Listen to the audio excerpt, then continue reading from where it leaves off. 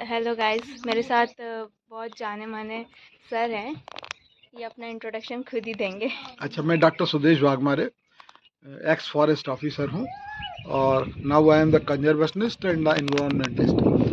तो ये भोजपुर में हम लोग यहाँ पर आए हुए हैं मधुबन इको रिजोर्ट्स की तरफ से।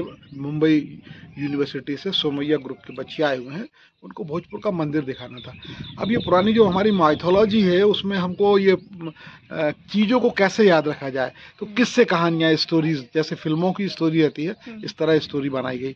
अब आप ये देखिए, इस मंदिर के बारे में कहा जाता है कि ये 3 चीज़ें एक रात में बनाई गई। भोजपुर का मंदिर, उदयपुर का देहरा और माचलपुर की बावड़ी। तो ये तीनों लगभग इनकम्प्लीट है थोड़ी सी। तो कहा जाता है कि एक रात में बनना था, सुबह मुर्गा बोल दिया, सूरज उग आया और ये अधूरी बनी रह गई।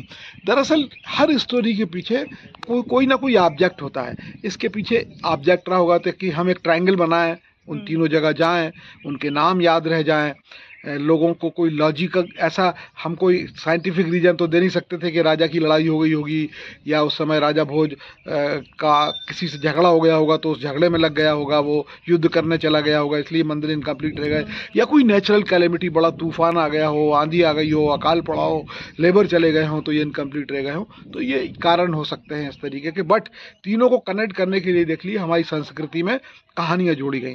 राजा भोज यहाँ आया और राजा भोज से एक कहानी जोड़ दी गई कि उसको लेप्रोसी थी।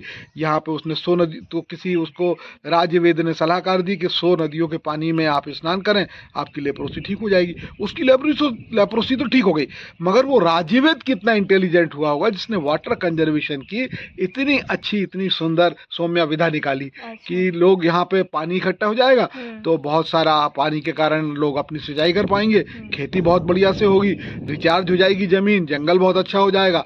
तो ये इस तरह कहानियों से, किस्सों से जोड़कर हमारे यहाँ नेचर कंजर्वेशन भी हुआ करता था और बाकी जो हम जिसको अर्थ प्लेनेट कहते हैं उसके बारे में समझ भी पैदा की जाती थी।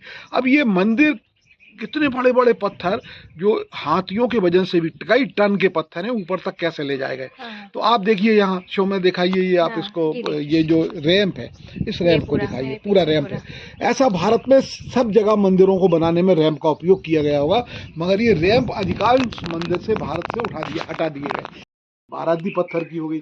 तो इस तरह की कहानियां हमारे देखिए आज हम जो फिल्में देख रहे हैं ना वो क्या है, हमको मालूम है, पैसा खर्च करके भी हम जाते हैं, मालूम है हमको ये स्टोरी ट्रू नहीं है, सत्य नहीं है, ये डायलॉग्स सब बनाए गए हैं, फिर भी हम देखने जाते हैं, एंटरटेन करते हैं। उस समय विजुअल्स इतने अच्छे नहीं थे तो लोग कहानियों से इस तरह से अपनी परंपरा को, संस्कृति को, सामाजिकता को याद रखते हैं।